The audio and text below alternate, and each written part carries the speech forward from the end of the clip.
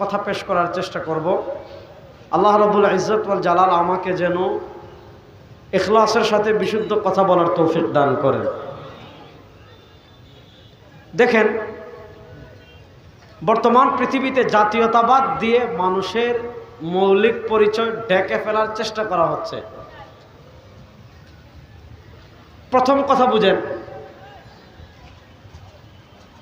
জাতীয়তাবাদ বলতে বর্তমান আমরা বুঝি বাংলাদেশি, কেউ বাঙালি, কেউ ভারতী, কেউ পাকিস্তানি, কেউ আরবি, কেউ আজমি।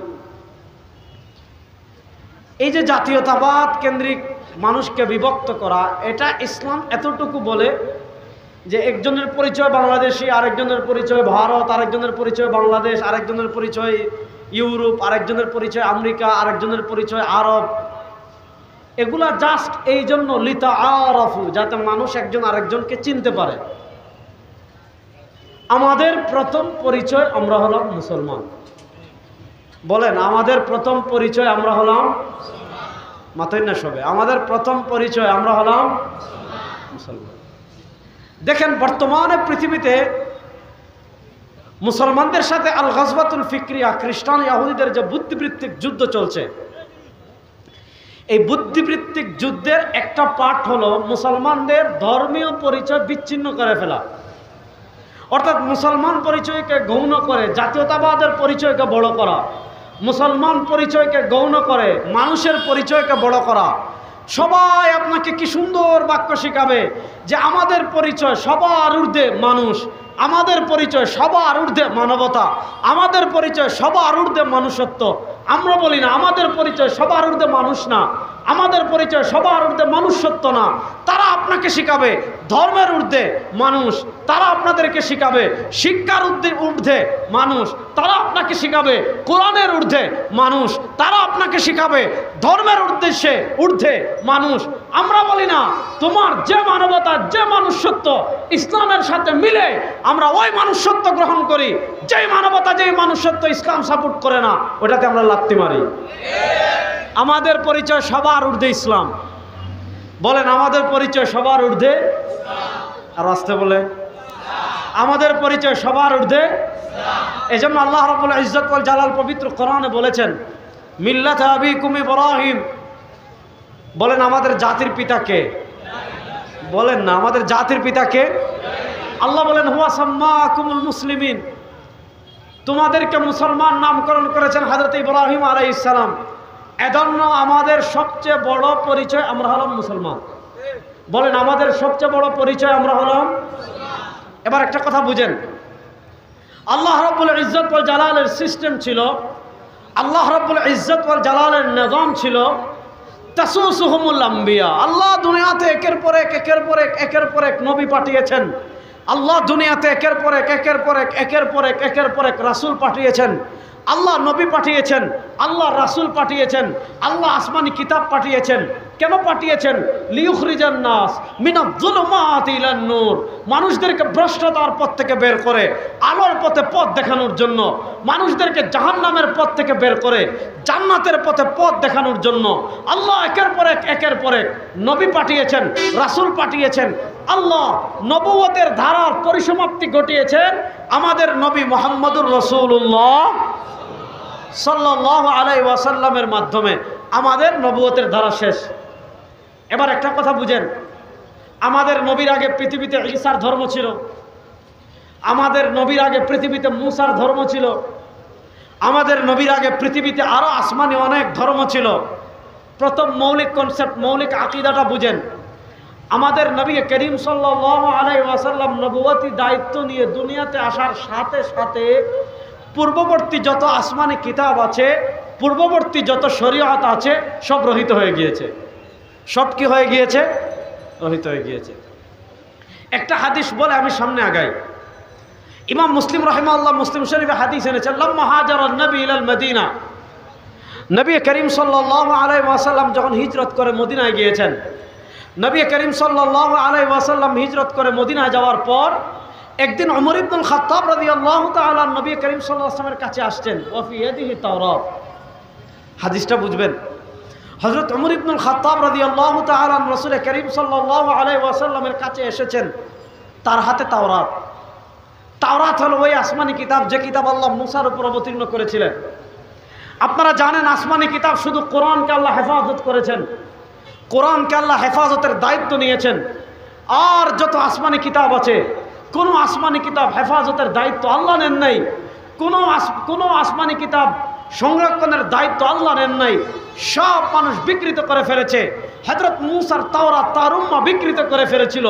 ওই বিকৃত তাওরাত নিয়ে হযরত মুসা আলাইহিস সালাতু ওয়াস সালাম নবী করিম সাল্লাল্লাহু আলাইহি ওয়াসাল্লামের কাছে এসেছেন। কেন এসেছেন? নবী করিম সাল্লাল্লাহু আলাইহি ওয়াসাল্লাম যখন তার হাতে তাওরাত দেখবেন অনেক খুশি হবেন আর বলবেন মাশাআল্লাহ, ওমর জ্ঞান অন্বেষণ করতে তাওরাত পড়ছে। কিন্তু হাদিসে আসছে নবী করিম সাল্লাল্লাহু আলাইহি ওয়াসাল্লাম যখন ওমর ইবনুল খাত্তাব রাদিয়াল্লাহু তাআলা তাওরাত দেখলেন, ফাশতাদ্দা গাযাবুহু ওয়া আহমারাত আইনাহু, নবী করিম সাল্লাল্লাহু আলাইহি ওয়াসাল্লাম প্রচন্ড রাগ করলেন। এমন রাগ করলেন, আল্লাহ নবী সাল্লাল্লাহু আলাইহি ওয়াসাল্লামের চোখ মুবারক, যে দুটা চোখ ছিল এই চোখ মুবারক লাল হয়ে গিয়েছে। আল্লাহ নবী সাল্লাল্লাহু আলাইহি ওয়াসাল্লাম বলেন, ইয়া উমর লাউ কানা মুসা হাইয়ান মা ওয়াসিআ ইল্লা তিবাই। ও উমর শোনো, কোরআন পাওয়ার পর তুমি তাওরাত পড়ছো, ইসলাম পাওয়ার পর তুমি তাওরাত পড়ছো, সরওয়ারে দু আলমের শরীয়ত লাভ করার পর তুমি তাওরাত পড়ছো। শোনো, লাউ কানা মুসা হাইয়ান, যে নবীর উপর আল্লাহ তাওরাত অবতীর্ণ করছেন সেই মুসাও যদি জীবিত থাকতেন, মা ওয়াসিআ ইল্লা তিবাই, আল্লাহ নবী মুসার উপর আবশ্যক করে দিতেন আমি দুনিয়াতে আসার সাথে সাথে তার ধর্ম শরীয়ত বাদ দিয়ে আমার হাতে ঈমান হয়ে মুসলমান হয়ে যায়। এই হাদিসের জন্য বুঝলাম নবী করিম সাল্লাল্লাহু আলাইহি ওয়াসাল্লাম আসার পরে দুনিয়াতে আর কোন শরীয়ত চলবে? কথা বলেন, দুনিয়াতে আর কোন শরীয়ত চলবে? ইসলাম আসার পর আপনি যদি পরকালে নাজাত লাভ করতে চান, মুক্তি লাভ করতে চান, তাহলে আপনাকে জীবনের সব ক্ষেত্রে ফলো করতে হবে কাকে? কথা বুঝাইতে পারি নাই। জীবনের সব ক্ষেত্রে ফলো করতে হবে কাকে? ইসলামকে। বলেন, জীবনের সব ক্ষেত্রে ফলো করতে হবে কাকে? ইসলামকে। এবার আসেন, আল্লাহ রাব্বুল ইজ্জত ওয়াল জালাল নবী করিম সাল্লাল্লাহু আলাইহি ওয়াসাল্লামকে দুনিয়াতে পাঠালেন। কেন পাঠালেন? কি কারণে পাঠালেন? কোরআনে নবী করিম সাল্লাল্লাহু আলাইহি ওয়াসাল্লাম দুনিয়াতে আসা অনেকগুলো কারণ বর্ণিত হয়েছে। সব কারণ বর্ণনা এখানে আলোচনা করা যাবে না। আমি শুধু একটা কারণ নিয়ে আজকে আপনাদের কাছে আলোচনা করতে চাচ্ছি। আল্লাহ কেন তার নবীকে দুনিয়াতে পাঠিয়েছেন? আল্লাহ কেন ইমামুল আম্বিয়াকে দুনিয়াতে পাঠিয়েছেন? আল্লাহ কেন সাইয়্যিদুল মুরসালিনকে দুনিয়াতে পাঠিয়েছেন? পাঠানোর কারণ কি? আল্লাহ রাব্বুল ইজ্জত ওয়াল জালাল কারণ বর্ণনা করছেন, হুয়াল্লাযী আরসালা রাসূলাহু বিল হুদা ওয়া দীনিল হাক্কি লিইয়ুযহিরাহু আলা দ্বীনি কুল্লি। আল্লাহ রাব্বুল ইজ্জত ওয়াল জালাল বলেন, শুনো, তিনি আল্লাহ, হুয়াল্লাযী আরসালা রাসূলাহু, তিনি আল্লাহ তার রাসূলকে প্রেরণ করেছেন দুনিয়াতে বিল হুদা, আল্লাহ হেদায়েত দিয়ে পাঠিয়েছেন, আল্লাহ কোরআন দিয়ে পাঠিয়েছেন, আল্লাহ আলো দিয়ে পাঠিয়েছেন। আর কি দিয়ে পাঠিয়েছেন? ওয়া দীনিল হাক্কি, আল্লাহ তার রাসূলকে দুনিয়াতে একটা সত্য ধর্ম দিয়ে পাঠিয়েছেন, একটা সত্য ধর্ম দিয়ে পাঠিয়েছেন। সেই সত্য ধর্মের নাম ইসলাম। প্রশ্ন হলো, আল্লাহ তার রাসূলকে কেন সত্য ধর্ম দিয়ে দুনিয়াতে পাঠালেন? সত্য ধর্ম দিয়ে পাঠানোর কারণ কি? আল্লাহ নিজে কারণ বর্ণনা করছেন, লিইয়ুযহিরাহু আলা দ্বীনি কুল্লি। আল্লাহ তার রাসূলকে সত্য ধর্ম ইসলাম দিয়ে দুনিয়াতে পাঠানোর উদ্দেশ্য হলো দুনিয়াতে যত ধর্ম আছে, দুনিয়াতে যত মতবাদ আছে, দুনিয়াতে যত ইজম আছে, সেটা আসমানি হোক অথবা মানুষের বানানো হোক, সব তন্ত্র মন্ত্রকে পায়ের তলায় পিষ্ট করে, সব মতবাদকে পায়ের তলায় পিষ্ট করে, সব ইজমকে পায়ের তলায় পিষ্ট করে দুনিয়াতে ইসলামকে বিজয় করার জন্য আল্লাহ তার রাসূলকে পাঠিয়েছেন। এবার বলেন, আল্লাহ তার রাসূলকে পাঠিয়েছেন কি জন্য? লিইয়ুযহিরাহু আলা দ্বীনি কুল্লি। আল্লাহ এমন একটা ইসলাম দিয়ে পাঠিয়েছেন জীবনের সব ক্ষেত্রে, সব অঙ্গনে, সব সেক্টরে, সব কিছুকে পায়ের তলায় পিষ্ট করে ইসলামকে বিজয় করার জন্য আল্লাহ তার রাসূলকে দুনিয়াতে পাঠিয়েছেন। এবার দেখেন, নবী করিম সাল্লাল্লাহু আলাইহি ওয়াসাল্লাম যে যুগে দুনিয়াতে এসেছেন সে যুগে শাসন ক্ষমতায় ছিল আবু জাহেল মক্কায়, আইন ছিল আবু জাহেলের, ক্ষমতা ছিল আবু জাহেলের, আপনার অর্থনীতি ছিল আবু জাহেলদের। আপনি মৌলানা সৈয়দ আবুল হাসান নদভী রাহিমাহুল্লাহ কিতাব লিখেছেন, মাদা খাসিরাল আলম বিন হিতাতিল মুসলিমিন, মুসলমানদের পতনে বিশ্বের কি ক্ষতি হলো, মুসলমানদের পতনে বিশ্ব কি হারালো। আপনি দেখেন নবী করিম সাল্লাল্লাহু আলাইহি ওয়াসাল্লাম যে যুগে মক্কা এসেছেন ওই যুগকে দেখেন, নবী করিম সাল্লাল্লাহু আলাইহি ওয়াসাল্লামকে আল্লাহ পাঠিয়েছেন পৃথিবীর হৃৎপিণ্ডে। একটা জিনিস ভালো করে দেখেন, আমাদের একটা শরীর আছে, আপনারা আমার মাত বুঝরানি, আমার মাতি বইরিছেন বুঝ হয় না কিছু, আপনারা আমার মাত বুঝ হয় না তো, আমি সিলেটি মানুষ তো ওয়াজ করতেছি না, গল্প করতেছি, ভালো করে বুঝেন। নবী করিম সাল্লাল্লাহু আলাইহি ওয়াসাল্লাম সহিহ বুখারীর হাদিসে আছে, ইন্নাল হালাল বাইয়িন ওয়া ইন্নাল হারাম বাইয়িন ওয়া বাইনাহুমা মুতাশাবিহাত ফামান ইত্তাকা শুবহাত ইস্তাবরা লিদীনিহি ওয়া ইরদি ওয়া মান ওয়াকা ফিশ শুবহাত ওয়াকা ফিল হারামি কাররাই ইয়ারআ হাওলাল হিমা ইউশিকু আন ইয়াকা ফি আলা ইন্না লিকুল্লি মালিকিন হিমান ওয়া ইন্না হিমাল্লাহি মাহারিমু। এটা হলো হাদিসের প্রথম অংশ। নবী করিম সাল্লাল্লাহু আলাইহি ওয়াসাল্লাম বলেন হাদিসের পরের অংশে, আমার উম্মতেরা শোনো, আলা ইন্না ফিল জাসাদি লামুদগা, আল্লাহ রাব্বুল ইজ্জত ওয়াল জালাল মানুষের শরীরের বাম স্তনের নিচে একটা গোশতের টুকরা রেখেছেন, মানুষের শরীরের বাম স্তনের নিচে একটা গোশতের টুকরা রেখেছেন। ইদা সালুহা, ওই গোশতের টুকরা যদি ঠিক হয়ে যায়, সালুহাল জাসাদু কুল্লু, তার পুরো শরীর ঠিক হয়ে যাবে। ওয়া ইদা ফাসাদাত, আর এই গোশতের টুকরা যদি নষ্ট হয়ে যায়, ফাসাদাল জাসাদু কুল্লুহু, পুরা শরীর নষ্ট হয়ে যাবে। বুঝেন, একটা গোশতের টুকরা আছে, এটার নাম হলো হৃৎপিণ্ড, এটার নাম হলো কলব। এটা যদি ঠিক থাকে শরীর ঠিক হয়ে যাবে, এটা যদি নষ্ট থাকে শরীর নষ্ট হয়ে যাবে। বোঝা গেল এই ছোট্ট জিনিসটার এত পাওয়ার, এই ছোট্ট জিনিসটার এত পাওয়ার। এটা ঠিক থাকলে 3.5 হাত পুরোটাই ঠিক, আর এটা নষ্ট হয়ে গেলে পুরো শরীর নষ্ট।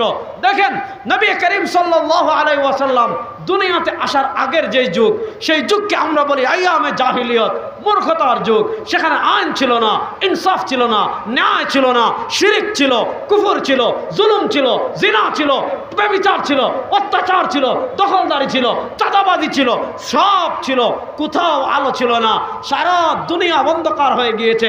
দেখেন শরীরের হৃৎপিণ্ড যদি ঠিক থাকে পুরা শরীর ঠিক, শরীরের ঠিক পিণ্ড যদি ঠিক নষ্ট হয়ে যায় পুরা শরীর নষ্ট। নবী করিম সাল্লাল্লাহু আলাইহি ওয়াসাল্লাম যেই যুগে এসেছেন সারা দুনিয়া অন্ধকার ছিল, সারা দুনিয়া কুফর শিরকে ডুবেছিল। প্রশ্ন হলো ইসলামের আলো জ্বালাবেন কোথায়, ইসলামের বাতি জ্বালাবেন কোথায়? দেখেন পৃথিবীর হৃৎপিণ্ড হলো মক্কা। পৃথিবীর হৃৎপিণ্ড কি? মক্কা।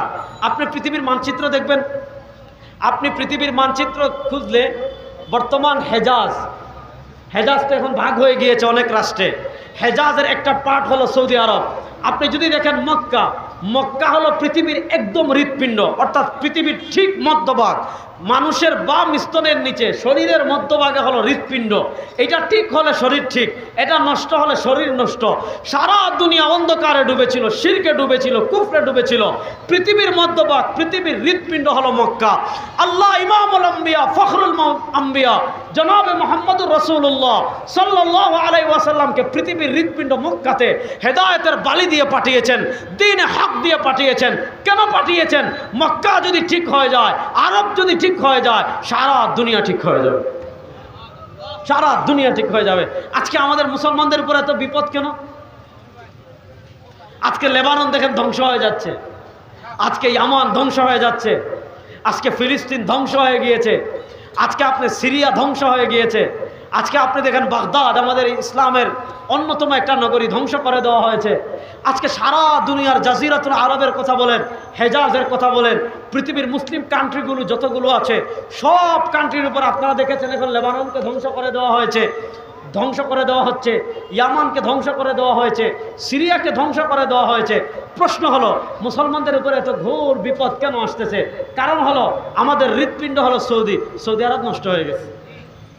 সৌদি আরব কি হয়ে গিয়েছে? নষ্ট হয়ে গিয়েছে।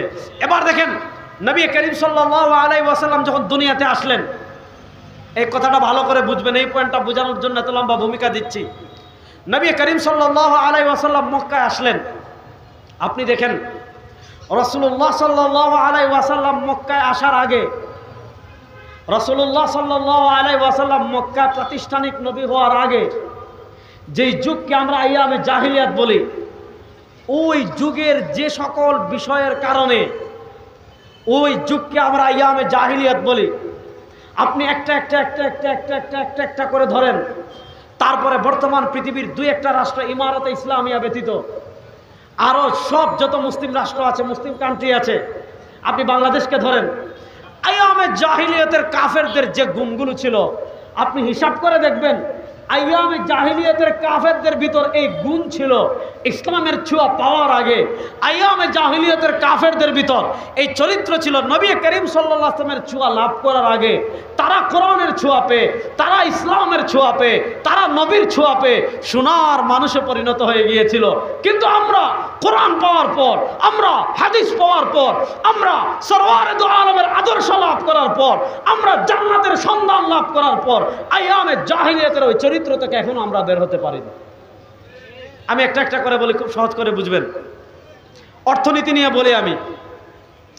আইয়ামে জাহিলিয়াতে পুরো পৃথিবীর যেগুলো রাষ্ট্রের কথা আমরা চিনি, আপনি কুস্তুনতুনিয়ার কথা বলেন, বাইজেন্টাইন সাম্রাজ্যের নবী করিম ইসলাম বলেন লাআনাল্লাহু আকিলার রিবা, যে সুদ খাবে, ও মুকিলাহু, যে সুদ দিবে, যে সুদের সহযোগিতা করবে, যে সুদের লেনদেন করবে, যে সুদের সাক্ষী থাকবে, সবার উপর আল্লাহ লানত। সুদী কারবারির সাথে যুদ্ধ ঘোষণা করেছেন আল্লাহ এবং তার রাসূল। এবার বলেন, যে সমাজের ভিত্তি হলো সুদের উপর, যে রাষ্ট্রের ভিত্তি হলো সুদের উপর, আপনারা সুদ ভিত্তিক অর্থনীতি চান না সুদ ছাড়া অর্থনীতি চান? এবার বলেন, সুদ ছাড়া অর্থনীতি কে কে চান? দেখে একটু হাত তুলেন তো। সুদ ছাড়া অর্থনীতি আমরা চাই কি চাই না? এবার সুদ ছাড়া অর্থনীতি প্রতিষ্ঠা করতে হলে কি লাগবে? রাষ্ট্র ক্ষমতা ইসলাম লাগবে। বলেন কি লাগবে? রাষ্ট্র ক্ষমতায়। আপনি একটা জিনিস বুঝেন, আমরা আগে যখন অর্থনীতি নিয়ে কথা বলতাম, এরা বলতো এই মোল্লারা অর্থনীতি কি বুঝে। আর বর্তমানে পৃথিবীতে যে পুঁজিবাদী অর্থনীতি চলে, এই পুঁজিবাদী অর্থনীতিতে সুদ ছাড়া লেনদেন করা সম্ভব না, সুদ ছাড়া ব্যাংক সিস্টেম পরিচালনা করা সম্ভব না। যেহেতু এখন পুঁজিবাদী অর্থনীতিতে পুরা পৃথিবীর অর্থনীতি নিয়ন্ত্রণ করে বিশ্ব ব্যাংক, সুতরাং বিশ্ব ব্যাংক থেকে ঋণ নিতে হলে তো আপনাকে সুদ লাগবেই। বিশ্ব ব্যাংকে ওভারটেক করে একটা রাষ্ট্র সুদ ছাড়া কি করতে পারে না? দাঁড়াতে পারে না। দেখেন আমাদের বাংলাদেশে গত 52 বছর যারা আমাদেরকে শোষণ করেছে, তারা আমাদেরকে কেমনে আমাদের গাড়ে সুদ চাপিয়ে দিয়েছে। দেখবেন জুন মাসে যখন আমাদের বাংলাদেশে বাজেট দেওয়া হয়, প্রত্যেক বছর দেখবেন আওয়ামী লীগের বাজেট দেখেন, বিএনপির বাজেট দেখেন, আপনি যত বাজেট দেখবেন, আপনি যদি অর্থনীতি বুঝেন, আপনি দেখবেন যখন বাজেট পেশ করেন অর্থমন্ত্রী সাহেব সংসদে, প্রত্যেক বছর বাজেটে ঘাটতি দেখায়। অর্থাৎ তারা বাজেট করেছে মনে করেন এত হাজার কোটি টাকা, রাষ্ট্রের টাকা আছে এই পরিমাণ, এখন বাকি বাজেটটা পূর্ণ করবে কি দিয়ে? বিদেশ থেকে ঋণ করবে। আর ঋণ মানেই হরিলুট, ঋণ মানেই পাচার, ঋণ মানেই দুর্নীতি। এভাবে আমাদের ঘাড়ে $100 মিলিয়ন ঋণের বোঝা তারা চাপিয়ে দিয়ে গিয়েছে। তারা আমাদেরকে আগে বলতো যে বিশ্ব ব্যাংক ছাড়া অর্থনীতি পরিচালনা করা সম্ভব না। এ মোল্লারা, সুদ ছাড়া বর্তমান পৃথিবীতে অর্থনীতি কেমনে চলে? আমরা সুদ ছাড়া অর্থনীতি বোঝানোর জন্য এখন খেলাফতে রাশেদায় আমি যাব না, হযরত আমির মুআবিয়ার খেলাফত কালে যাব না, উসমানী খেলাফতের আমলে যাব না, আব্বাসী খেলাফত আমলে যাব না। আরে এখন যে বিশ্ব ব্যাংকে ওভারটেক করে সুদ ভিত্তিক অর্থনীতি ছাড়া একটা রাষ্ট্রের অর্থনীতি পরিচালনা হতে পারে, এটার নজির হলো আফগানিস্তান। বলে এটার নজির হলো কি? আফগানিস্তান। আপনারা দেখেছেন আফগানিস্তানে 2021 সালে, আফগানিস্তানে 2021 সালে, আমি খুব সংক্ষেপে বলছি সময় যেহেতু কম, আফগানিস্তানে 2021 সালে যখন আমেরিকা বিদায় নিল, বিদায় নেওয়ার সময় তাদের ব্যবসা এমন ছিল, তারা স্ট্রাইক দিয়েছে তাদের রিজার্ভে। অর্থাৎ আফগানিস্তানের রাষ্ট্রীয় যে রিজার্ভ ফান্ড আছে, এটা তারা স্ট্রাইক দিয়েছে, এটা তুলতে পারবে না। বিশ্ব ব্যাংকে তাদের যে রাষ্ট্রের যে টাকাটা আছে, এটা স্ট্রাইক দিয়েছে যে তুলতে পারবে না। এরপর তারা বিভিন্ন রাষ্ট্রের সাথে লেনদেন বন্ধ করে দিয়েছে, যে কোনো বিদেশি রাষ্ট্র ইম্পোর্ট এক্সপোর্ট ব্যবসা করবে না, যার কারণে এরা টাকা কামাতে পারবে না। এরা মনে করেছিল এই মোল্লাগো হাতে ক্ষমতা দিয়ে যায়, 1 বছর 2 বছর পর এরা যখন টাকা পাবে না, বিশ্ব ব্যাংক টাকা দিবে না, কোনো রাষ্ট্র তাদেরকে হেল্প করবে না, কোনো রাষ্ট্র তাদেরকে স্বীকৃতি দিবে না। এখনও দেয় নাই।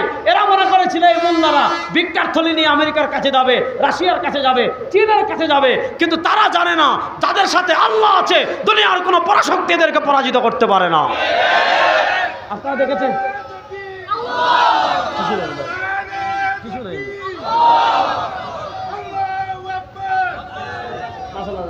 আপনার বাড়ি কোন জায়গা বুঝছি না? গরপুর। গরপুর থেকে নামাজ শোনা তাইছে। মাশাআল্লাহ, ভালো করে বুঝেন।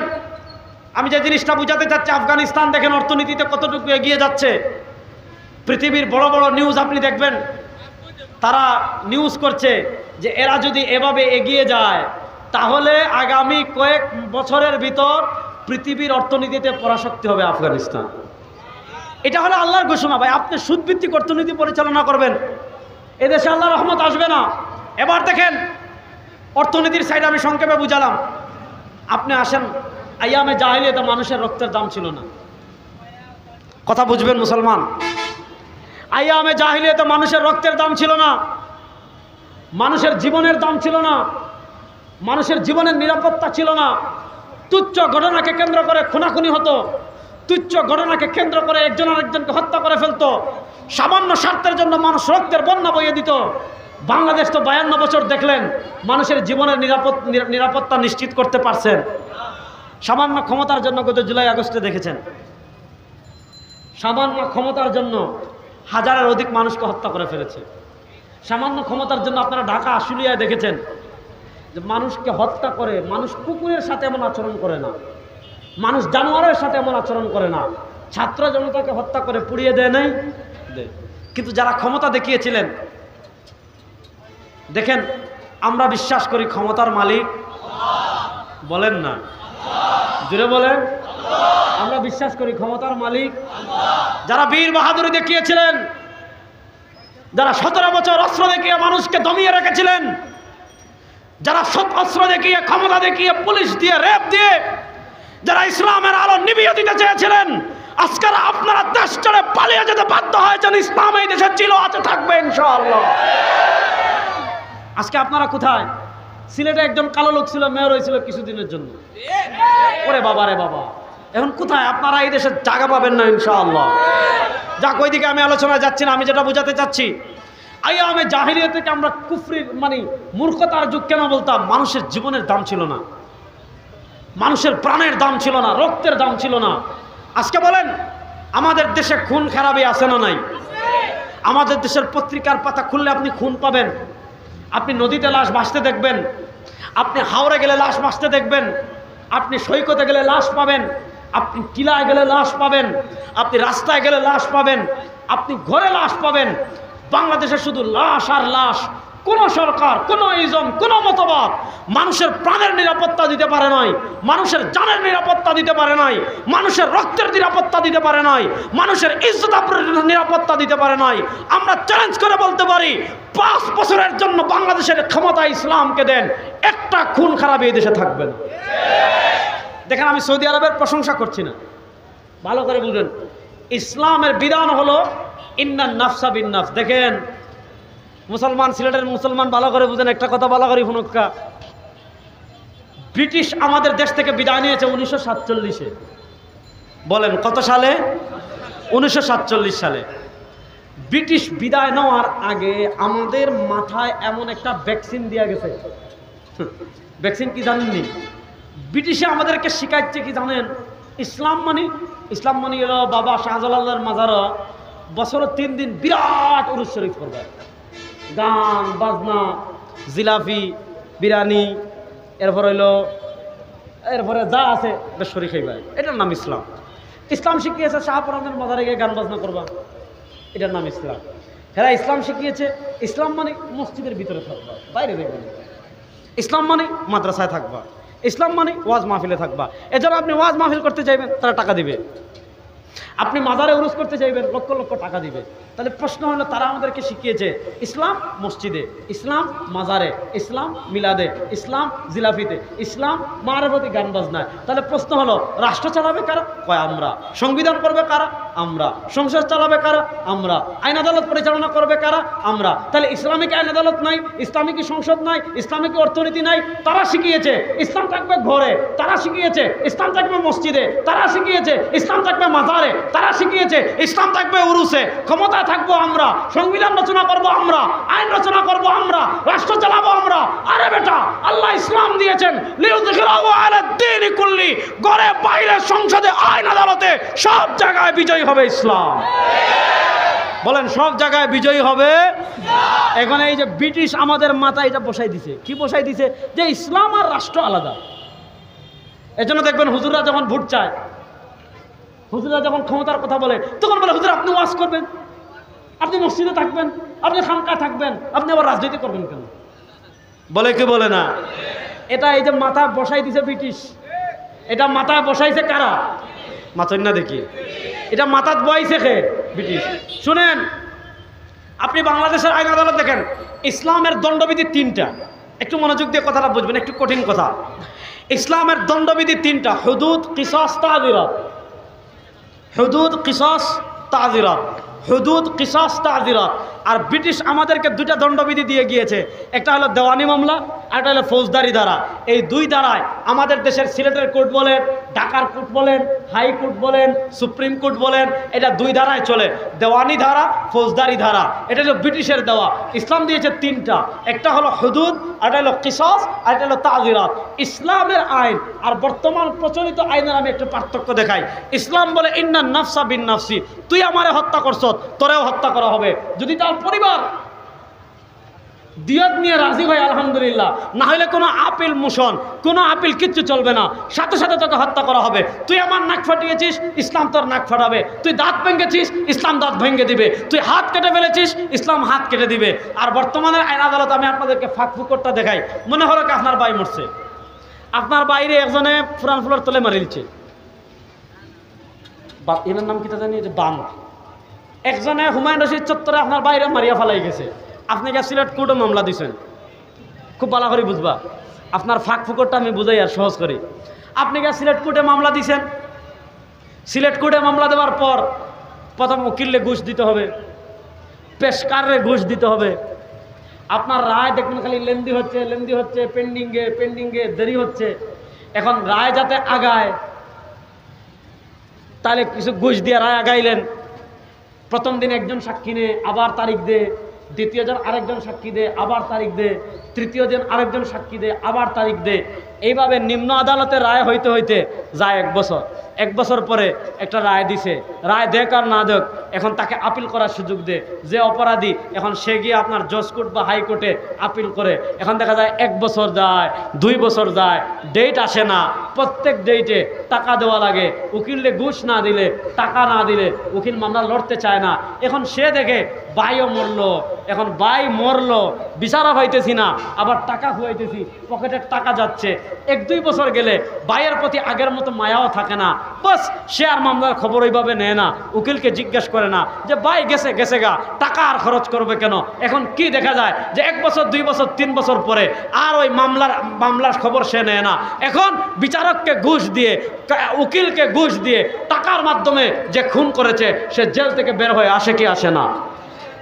এইভাবে আমাদের দেশের মামলার জট।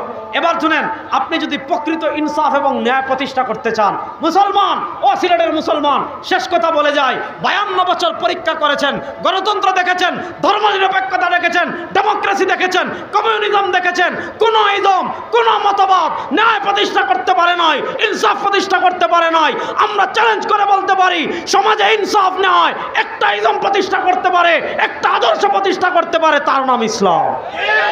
বলেন তার নাম। এবার আমরা বাংলাদেশে ইসলামকে বিজয়ী দেখতে চাই কি চাই না? কারা কারা দেখতে চাই? বাংলাদেশে আমরা ইসলামকে বিজয়ী দেখতে চাই কি চাই না? সুতরাং এখন থেকে আমাদের সব হবে, মানুষের বানানো তন্ত্রমন্ত্র সব বাদ, ইসলাম জিন্দাবাদ। মানুষের বানানো সব তন্ত্রমন্ত্রবাদ, ইসলাম। আল্লাহ রাব্বুল ইজ্জত ওয়াল জালাল দিন বিজয়ের এই মেহনতে আমাদের সবাইকে শরীক হওয়ার তৌফিক দান করুন, আমিন। ইন আসাবতু ফামিনাল্লাহ ওয়া ইন আখতাতু ফামিন্নি ওয়া মিনাশ শাইতান। সুবহানাকাল্লাহুম্মা ওয়া বিহামদিকা আশহাদু আল্লা ইলাহা ইল্লা আনতা